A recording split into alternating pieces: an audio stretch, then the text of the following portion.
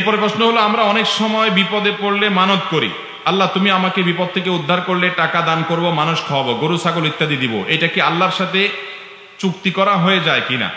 ইসলামে ঠিক মানতের বিধান আছে কি? ইসলামে কি মানতের বিধান আছে কিনা? যদি থাকে তাহলে কিভাবে করবো? নবী করিম সাল্লাল্লাহু আলাইহি ওয়াসাল্লাম পরিষ্কারভাবে বলেছেন, তোমরা মানত করবে না, কারণ মানত এটা আসলে তেমন কোনো কাজের কাজ না। এটা কি? ইন্নামা ইস্তাখরাজু মিনাল বখিল, মানতের বিহি মিনাল বখিল, মানতের মাধ্যমে বখিলের সম্পদ বাইর হয়। বখিল ডাইরেক্ট দান করতে চায় না, বলে আগে আল্লাহ আমার ছেলেটাকে সুস্থ করেন, ছেলেটার রেজাল্ট ভালো করে দেন, আমার বিপদটা দূর করেন, তারপর আমি এটা দেব। সে ডাইরেক্ট দিতে চায় না, আল্লাহকে শর্ত দিয়ে দেয়। তো বখিল কৃপণ, সে আগে দিতে চায় না, এজন্য সে আল্লাহর কাছ থেকে পেয়ে তারপরে দিবে বলে নবী সাল্লাল্লাহু আলাইহি ওয়াসাল্লাম বিষয়টাকে এইভাবে দেখেছেন। তবে এই হাদিসের আলোকে ওলামা ইকরাম কেউ মানত করাকে হারাম বলেন না, বলেন যে এটা অনুত্তম কাজ, মানত ভালো জিনিস না। তাহলে ভালো জিনিস কোনটা? আপনার বিপদ হয়েছে, আপনার কোনো উদ্দেশ্য হাসিল হওয়া দরকার, আপনি এমনি টাকা দান করে দেন, দান করে এরপরে বলেন আল্লাহ আমি দান করলাম, আমি 2 রাকাত নফল নামাজ পড়লাম, আমি একটা রোজা রাখলাম, আমি একটা গরু ছাগল দান করলাম, কিছু টাকা পয়সা দান করলাম, আপনি আমার এই উদ্দেশ্যটা পূরণ করেন। এটা হলো সুন্নাহ সম্মত পদ্ধতি এবং প্রশংসনীয় বিষয়, যে দান করবেন এবং আল্লাহর কাছে চাইবেন। তারপর যদি আপনি মান্নত করেন, আর মান্য যদি বিশুদ্ধ হয় তাহলে সঠিক হবে। আপনি যে মান্নত করেন কোনো মাজারে কিছু দান করবেন, তাহলে সেটা ভুল মান্নত, এই মান্নত করলে সেটা পূরণ করা জরুরি না।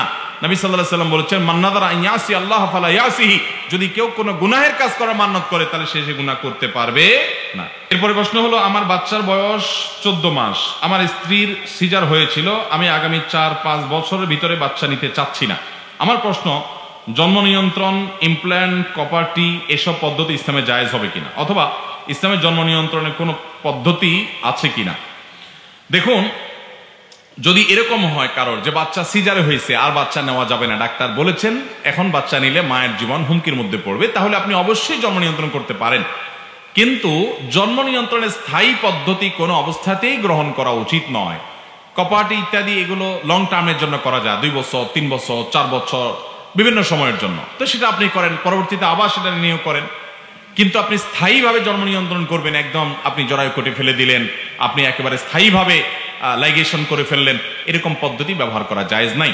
জন্ম নিয়ন্ত্রণ ইসলামে জায়েজ আছে তখন যদি এটার উদ্দেশ্য হয় শরিয়া গ্রাহ্য কোনো কারণ, যেমন আপনার এই মুহূর্তে একটা বাচ্চা হলে স্ত্রীর শরীরের উপর হুমকি পড়বে, বা তিনি ভয়াবহ অসুস্থ, আর একটা বাচ্চা নেওয়াটা তার জন্য রিস্ক হয়ে যাবে, কষ্ট হয়ে যাবে অনেক বেশি, আপনি সেই উদ্দেশ্যে গ্যাপ দিতে পারেন। একটা বাচ্চা আছে এখন এই মুহূর্তে, আর একটা বাচ্চা হলে শহরে বসবাস করেন, রাখার কেউ নেই, কষ্ট হয়ে যাবে পালন করা, আপনি উদ্দেশ্যে জন্মবিরতি করতে পারেন, সেটা 2 মাস, 2 বছর, তো 5 বছর হতে পারে।